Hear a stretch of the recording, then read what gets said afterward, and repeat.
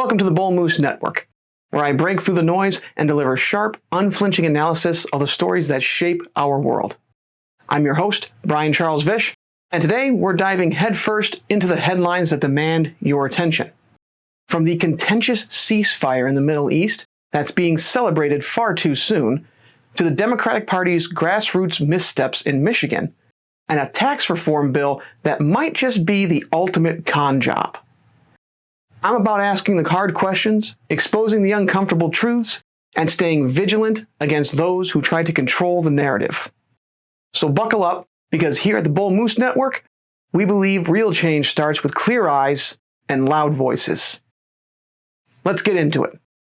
A ceasefire has been announced between Israel and Hamas, touted by many as a significant step toward peace. The outgoing Biden and incoming Trump administration have both claimed credit, framing it as a diplomatic victory. However, the reality appears far more transactional than transformative. This deal, reached under heavy external pressure, reflects a pattern of coercive diplomacy rather than genuine peace building. Concessions reportedly include lifting sanctions on extremist settlers and spyware companies, alongside potential territorial gains for Israel in the West Bank. These elements raise critical questions. Is the ceasefire a step toward resolving the conflict, or simply a temporary pause in violence that reinforces existing power imbalances? This ceasefire highlights the limits of transactional diplomacy by focusing narrowly on Gaza and omitting broader issues like the West Bank. It reminds us that peace cannot be achieved through superficial agreements that ignore the structural injustices at the heart of the conflict. Let's examine how this deal came to be and what it truly means for the region. The ceasefire deal between Israel and Hamas was less about fostering genuine peace and more about leveraging power to secure a temporary pause in violence. The Trump administration played a significant role in pushing this agreement through, reportedly using aggressive tactics. Envoys applied pressure on Israeli Prime Minister Benjamin Netanyahu, bypassing diplomatic norms in favor of hardline demands. This approach reflects a pattern of prioritizing optics and expediency over addressing the root causes of the conflict. Concessions tied to the ceasefire include lifting sanctions on extremist settlers, enabling potential land grabs in the West Bank, and lifting sanctions on Pegasus, a spyware company. These concessions raise critical concerns about the long-term implications of such a deal, particularly for the Palestinians. The transactional nature of these negotiations highlights the focus was not on equitable resolution, but on delivering a political win. This ceasefire, framed as a diplomatic success, risks entrenching existing power imbalances instead of laying the groundwork for sustainable peace. It exemplifies how coercive diplomacy often prioritizes short-term gains at the expense of meaningful progress. And let's not forget, the ceasefire is temporary. The current ceasefire between Israel and Hamas will last 42 days, or a month and a half. That's a bandage on a wound that needs stitches. So all that bravado only got a half measure accomplished.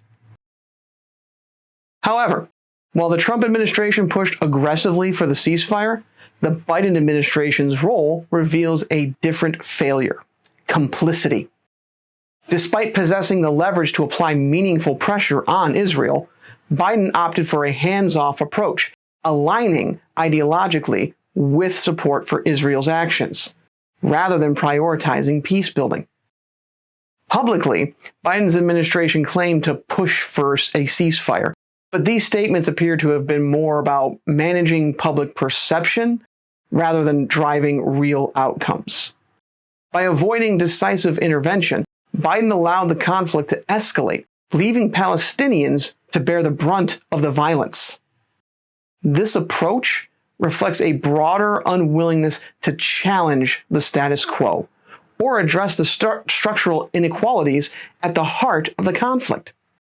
For the Biden administration, this ceasefire is not a result of a principled diplomacy, but a reminder of the dangers of passivity in the face of systemic injustice.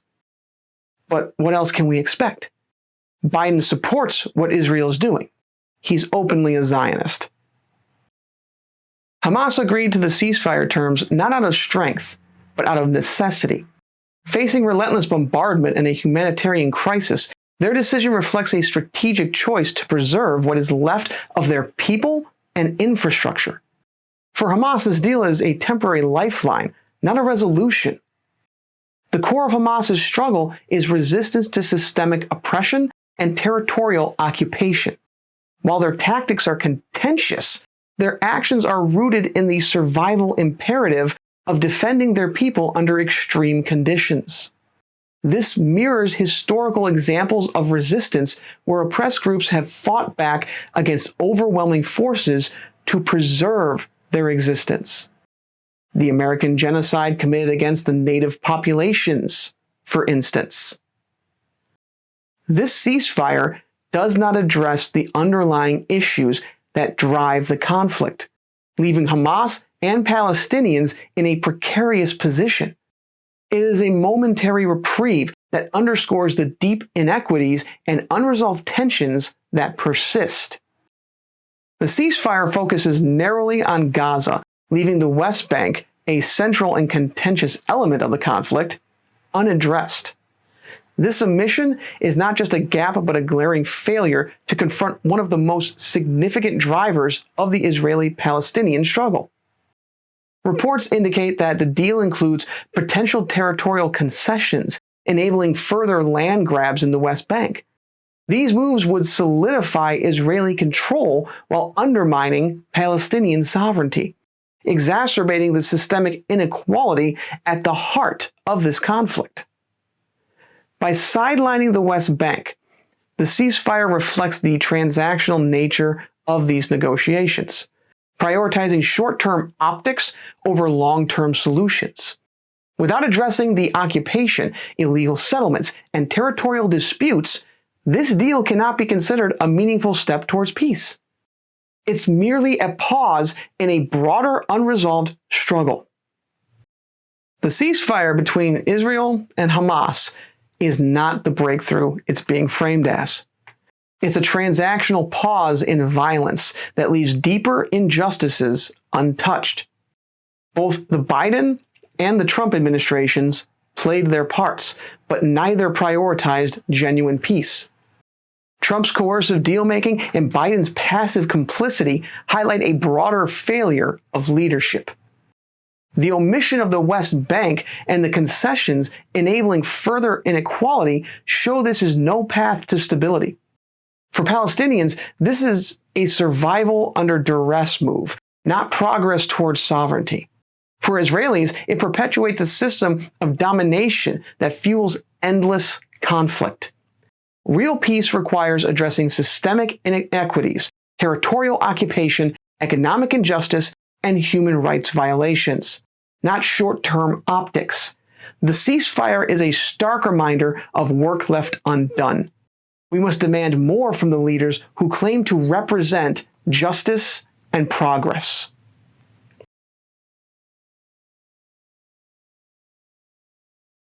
Grassroots organizing is the cornerstone of political success. But in Michigan, the Democratic Party's ambitious attempt to strengthen its foundation, Project 83, has fallen short. Launched in 2017, the initiative aimed to build a Democratic presence in all 83 counties by empowering local leaders, training volunteers, and supporting candidates in overlooked regions. It promised to decentralize party operations and re-energize the grassroots. Yet nearly a decade later, the program's results are underwhelming.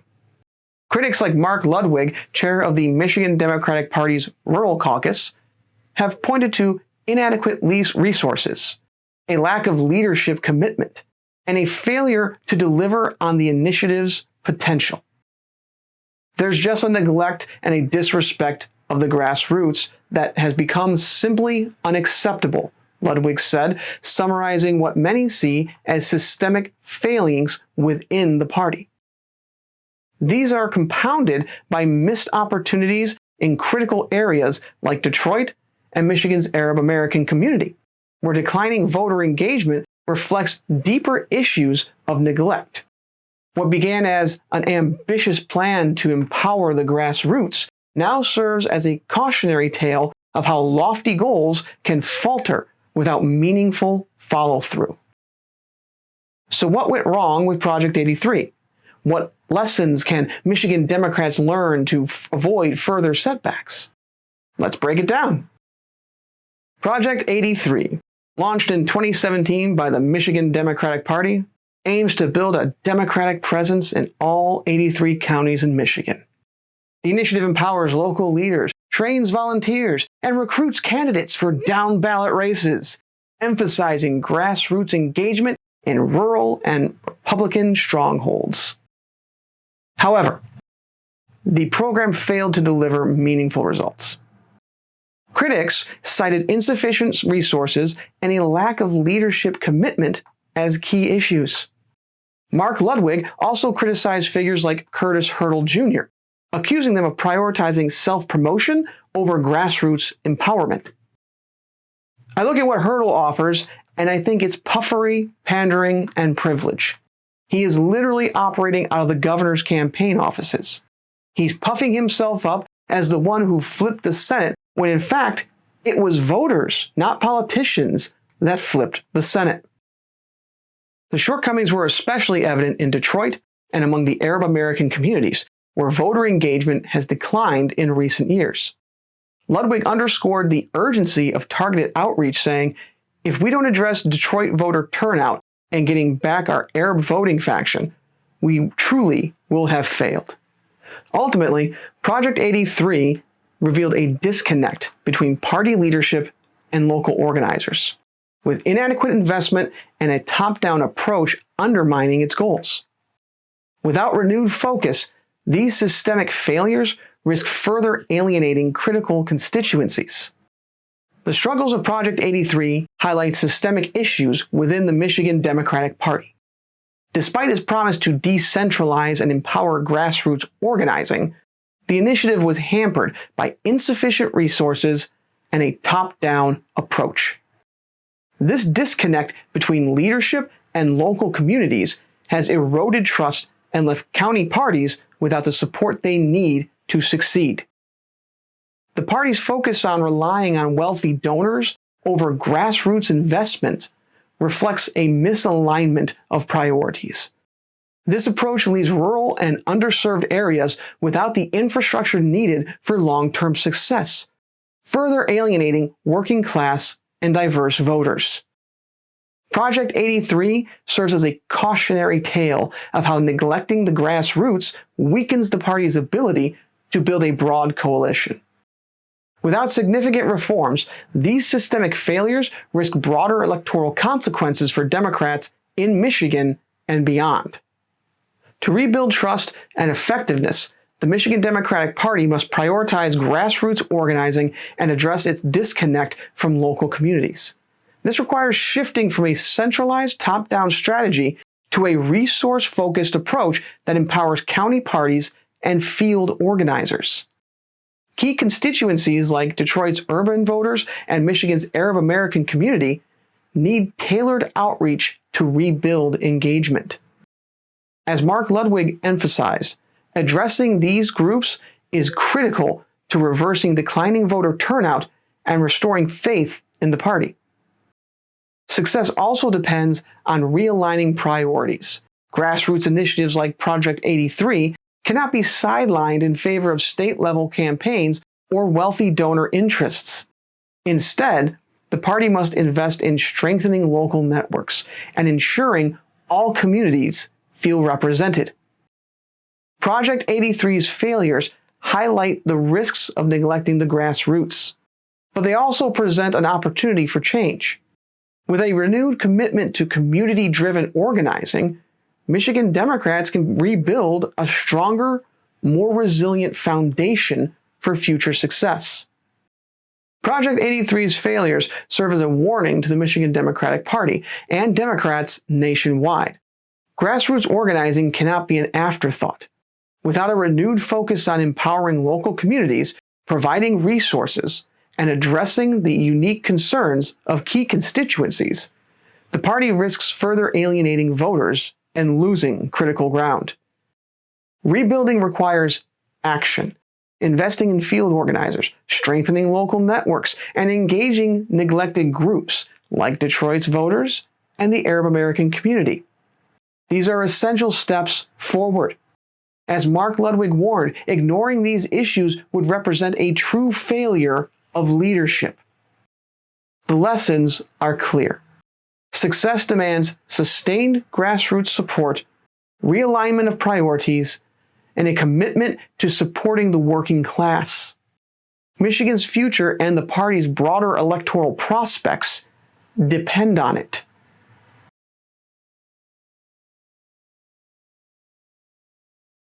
Grassroots organizing is the foundation of political success. But when the foundation cracks, progress falters. Meanwhile, at the federal level, another battle is brewing over a tax proposal that could fundamentally reshape who shoulders the burden in America.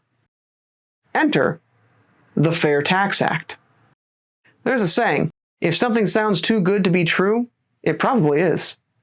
The FairTax Act is a bill that promises to simplify taxes, abolish the IRS, and replace it all with a single national sales tax. On the surface, it sounds like a dream come true for taxpayers frustrated with the complexities of the current system. But let's take a closer look. This proposal comes at a pivotal moment. After decades of underfunding, the IRS is finally making progress in enforcing tax laws on the wealthy, collecting over $1.3 billion last year from high-income non-filers. This is money that should have been used for funding our schools, infrastructure, and health care. Money the richest among us have long avoided paying. But just as the IRS begins holding these individuals accountable, the FairTax Act offers to eliminate the agency altogether. Supporters of the FairTax Act claim it's about fairness and simplicity. But who really benefits from such sweeping change? By replacing the federal income and payroll taxes with a 23% national sales tax, this proposal shifts the burden to everyday consumers, leaving those with the most wealth relatively unscathed. So is this truly about fairness, or is it a strategic move to protect billionaires and corporate interests while shifting the cost to you? Let's break it down. For decades, the IRS has operated under severe financial strain. Between 2010 and 2021, its budget was slashed by 20%, leading to a 35% reduction in revenue agents and a dramatic drop in audit rates for high-income earners. During this same period, tax filings from individuals earning over $500,000 increased by 70%, creating a system where the wealthiest Americans were far less likely to be audited. These cuts were not accidental. They were the result of a deliberate effort by the wealthy and their allies to weaken the agency's ability to enforce tax laws. This underfunding hurt not just the IRS, but the public as well. Billions of dollars in uncollected taxes were effectively lost. High-income earners benefited from a system that allowed them to evade taxes with little fear of consequences. The Inflation Reduction Act of 2022 aimed to reverse this trend, allocating $80 billion to modernize the IRS and strengthen its enforcement capabilities. The results were immediate. By 2024, the agency collected over $1.3 billion from high-income filers, targeting approximately 125,000 wealthy individuals who had previously avoided filing. This was a significant step toward holding the wealthiest accountable and recapturing funds that rightfully belonged to the public. However, progress was met with resistance.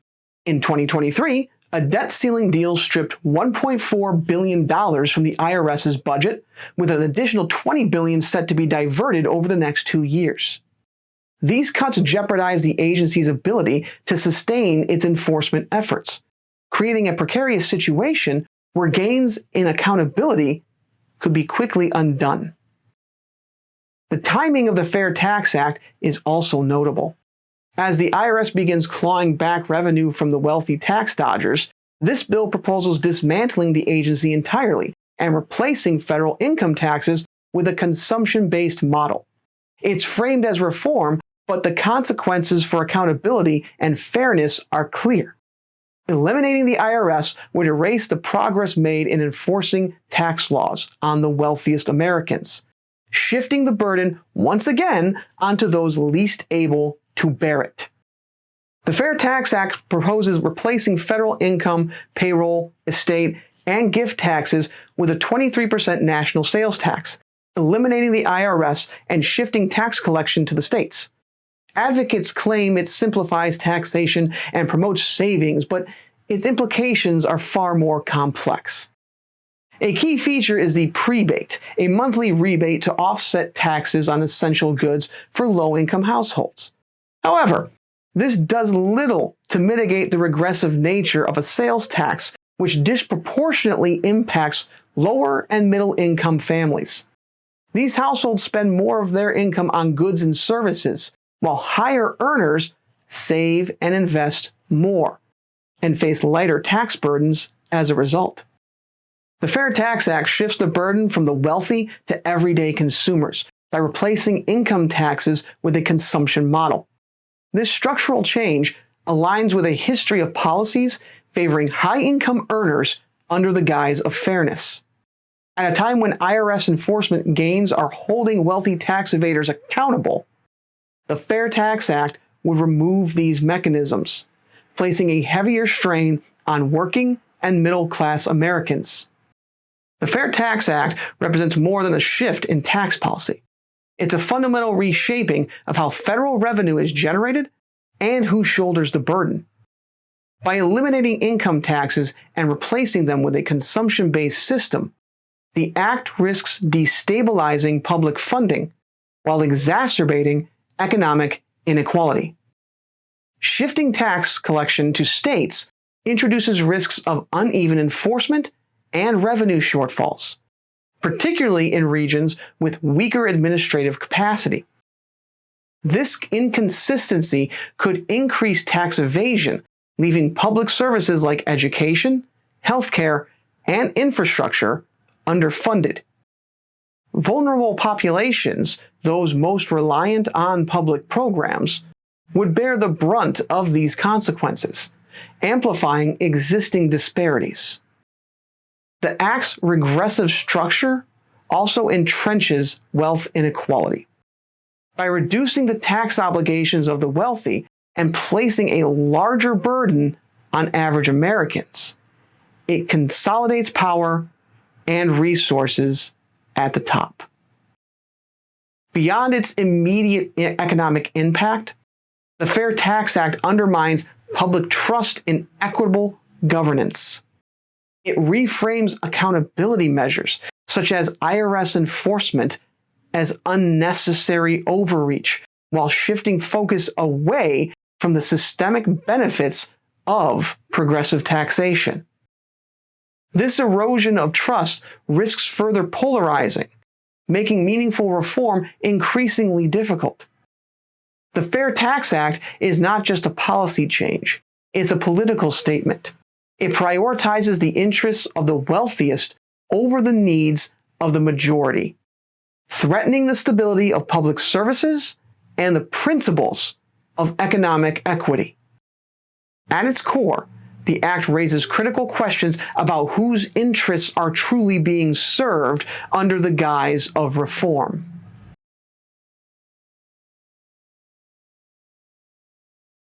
As the FairTax Act raises questions about fairness and accountability, another fight over control and influence is playing out, this time on your phone.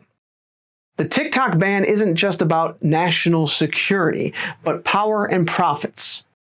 Let's dive into what's really at stake.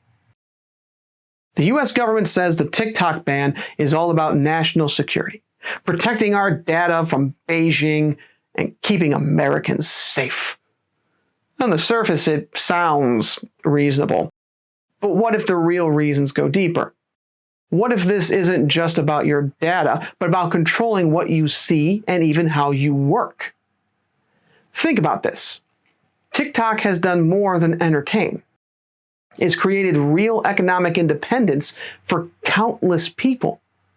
From influencers earning enough to pay off debt or launch small businesses, to small companies using the platform to grow and thrive. TikTok is more than an app. It's an alternative to the traditional grind, and it's disrupting the status quo. But here's the question no one's asking. Could this ban have more to do with protecting corporate profits and maintaining control over the labor market than protecting you from a nebulous security threat? Corporations lose power when people don't need to work for exploitative companies because they're earning elsewhere. Could this be part of why TikTok is in the crosshairs? Let's break it down.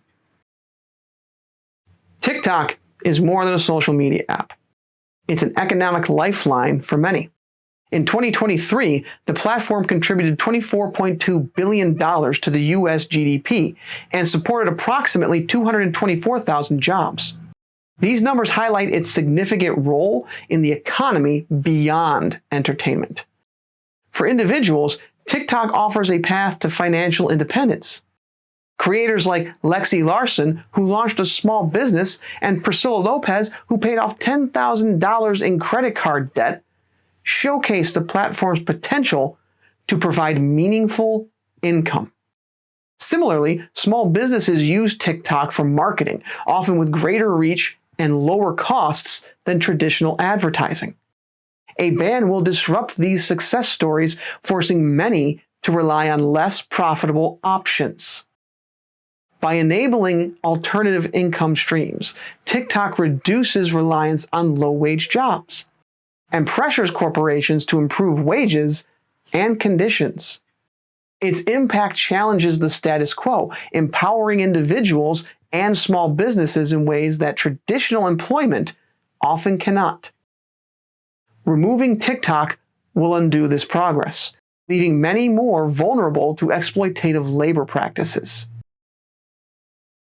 The phrase labor shortage has become a convenient explanation for workforce challenges. But the reality is far more complex. Platforms like TikTok provide alternative income opportunities, enabling people to move away from traditional low-wage jobs. This isn't a shortage of workers. It's a shortage of workers willing to accept exploitative wages and conditions. TikTok's economic independence disrupts the traditional employer-employee dynamic, giving workers the leverage to demand better pay and conditions. A ban, however, will eliminate a key alternative income source, forcing many back into traditional jobs. This would ease the perceived labor shortage, but also reduce workers' bargaining power, shifting the balance back in favor of corporations. Compounding this, union activity has surged with a 32% increase in election petitions in 2024 and a 79% success rate. Workers are using collective action to demand better wages and conditions. At the same time, platforms like TikTok provide economic independence, reducing reliance on low-wage jobs and strengthening worker leverage. A TikTok ban will weaken these gains. By eliminating a major alternative income source, workers will be forced back into traditional jobs, reducing pressure on companies to meet union demands. TikTok also amplifies labor movements, spreading awareness of strikes and unfair practices. Without it, workers lose a key tool for organizing and challenging corporate power, undermining progress towards systemic change. Beyond its economic and labor impact, TikTok's role in shaping narratives cannot be ignored. It has become a platform for unfiltered content, amplifying stories often overlooked by traditional media. From workers exposing unsafe conditions to individuals in conflict zones sharing their realities, TikTok challenges established power structures by providing a space for dissenting voices. During the genocide in Gaza, TikTok allowed first-hand accounts to reach a global audience, often contradicting official narratives. Governments and corporations are increasingly uneasy with such transparency, especially as public opinion shifts in response to viral content. Social media platforms, including TikTok, have faced pressure to remove sensitive or politically charged content, highlighting the stakes of controlling digital discourse and limiting free speech. This extends to the labor movement as well. TikTok has amplified strikes, unfair labor practices, and calls for corporate accountability, forcing responses from powerful entities.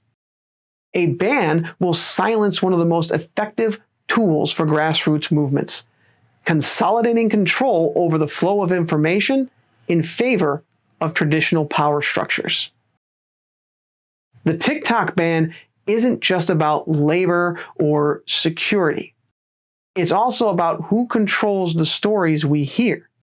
Silencing TikTok risks eliminating a vital platform for challenging dominant narratives, empowering voices often excluded from the mainstream. The TikTok ban does not concern national security. It's about control. Control over labor markets, narratives, and the economic independence that platforms like TikTok provide.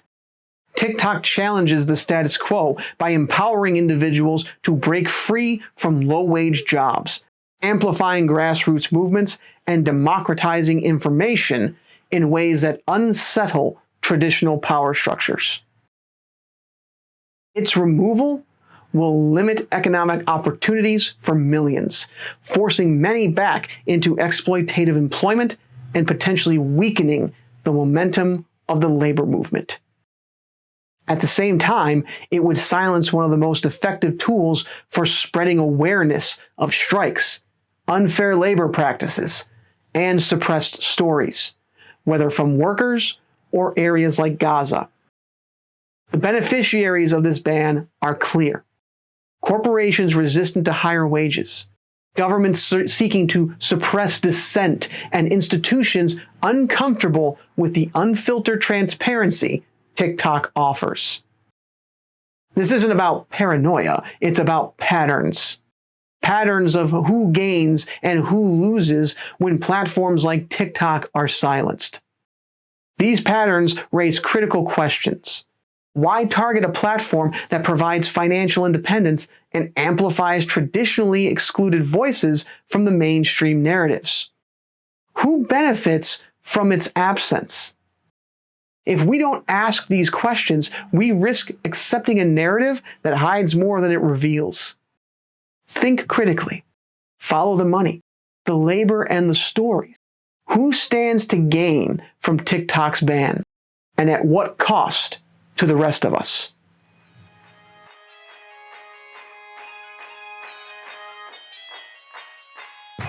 That's all for today on the Bull Moose Network, where we challenge the powerful, amplify the unheard, and question everything. If you found value in this episode, make sure to like, share, and subscribe. It helps us reach more people and keep the conversation going. Speaking of, don't forget to leave a comment down below. And if you want to support independent journalism, consider donating through the site, thebullmoosenetwork.com. Together, we can keep pushing for a better future. Thanks for watching, and we'll see you next time. Eyes open, voices loud.